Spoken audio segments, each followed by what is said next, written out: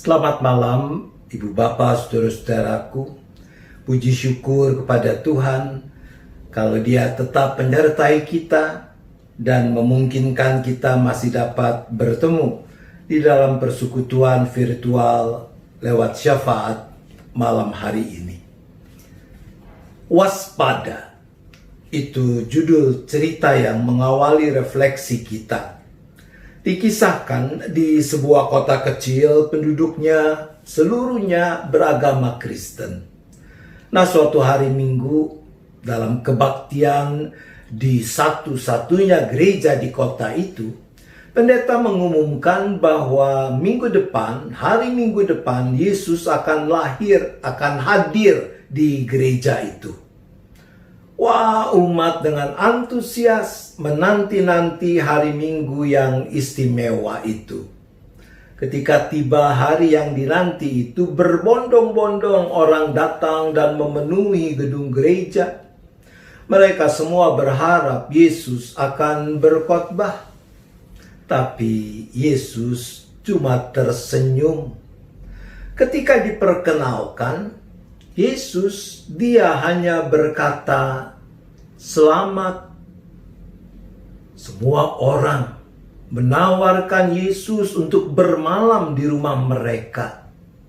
Tapi Yesus dengan sopan menolak dan memilih untuk bermalam di gereja saja. "Oh, oke," kata mereka. "Memang sewajarnya begitu." Namun keesokan harinya seisi kota gempar karena Yesus sudah menghilang.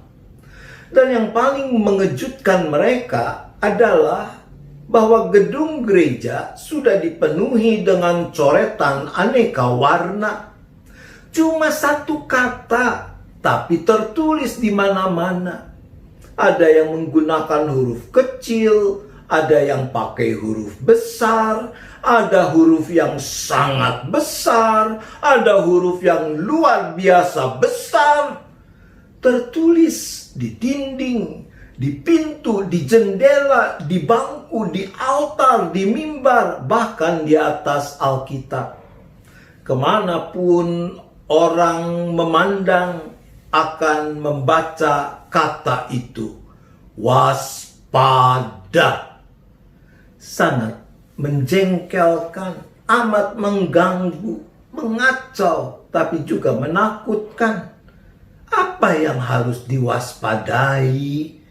Itu tidak disebutkan, hanya dituliskan waspada. Ada keinginan untuk menghapus coretan-coretan yang memenuhi gedung gereja itu. Tapi tidak mereka lakukan karena mereka berpikir Yesus sendirilah yang menuliskannya. Lambat laun, kata waspada mulai meresap ke dalam hati dan pikiran umat. Mereka mulai waspada ketika membaca Alkitab, hingga mereka bisa mengambil manfaat dari kebenaran firman Tuhan tanpa menjadi fanatik. Mereka jadi waspada terhadap sakramen, sehingga mereka dikuduskan tanpa terjatuh dalam rutinitas yang sia-sia. Para pejabat gereja mulai waspada terhadap praktik kekuasaan, sehingga bisa menolong umat tanpa menguasai. Setiap orang menjadi waspada terhadap praktik hidup keagamaan, sehingga mereka dijauhkan dari kemunafikan. Mereka jadi waspada terhadap peraturan gereja, lalu jadi patuh pada peraturan, tapi dengan digerakkan roh kasih. Mereka mulai waspada terhadap dosa, sehingga mereka berhenti mengandalkan diri sendiri. Mereka bahkan waspada terhadap pengertian mereka tentang Allah, sehingga mereka mampu mengenali kehadiran dan karya Allah di luar batasan gedung gereja. Sekarang mereka malah menuliskan kata itu, waspada, di pintu, di gerbang, di dinding rumah mereka masing-masing. Setiap orang berubah, komunitas itu berubah, kehidupan di kota itu berubah. Shalom kerajaan Allah makin mewujud nyata di sana. Surat 1 Petrus pasal 1 ayat 13 mengatakan, sebab itu siapkanlah akal budimu, waspadalah dan letakkanlah pengharapanmu seluruhnya atas kasih karunia yang dianugerahkan kepadamu pada waktu penyataan Yesus Kristus. Tuhan menolong kita. Amin. Mari kita bersyafaat. Bapa di sorga, kami bersyukur Engkau memberikan kepada kami roh yang taat sehingga kami mau belajar untuk terus waspada.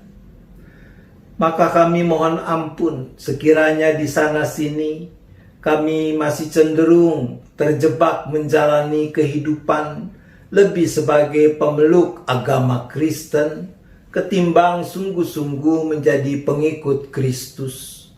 Untuk itu kami berdoa.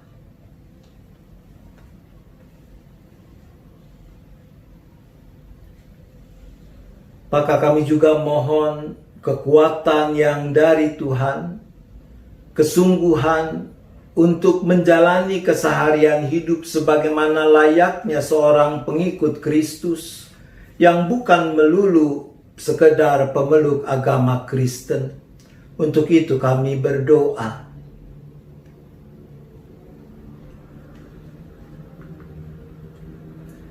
Bapa, kami juga tetap berdoa bagi pemerintah di negeri kami ini dengan segala upaya mengurangi persebaran virus corona, pengobatan bagi yang positif terkena COVID-19, serta upaya menekan dampak negatif untuk berbagai aspek kehidupan lain.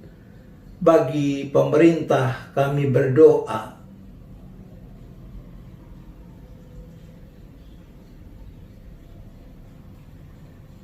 Kami juga berdoa bagi masyarakat, bangsa kami, agar mendukung sepenuhnya upaya-upaya pemerintah itu melalui keseriusan berdisiplin mematuhi protokol-protokol kesehatan yang harus diberlakukan. Bagi mereka dan kami berdoa.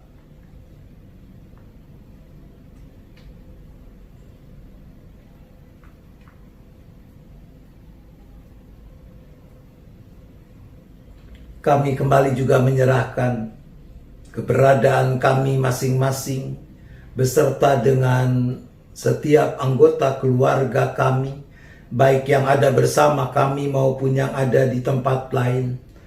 Kiranya tangan kasih Tuhan yang terus menopang dan menaungi kami, khususnya dalam istirahat sepanjang malam ini. Tuhan jauhkan kami dari mara bahaya malapetaka.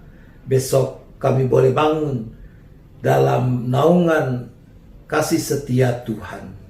Kami bersyafaat hanya di dalam nama Tuhan Yesus Kristus. Amin. Selamat malam Ibu Bapak Saudara-saudara yang terkasih. Selamat beristirahat. Tuhan tetap beserta kita.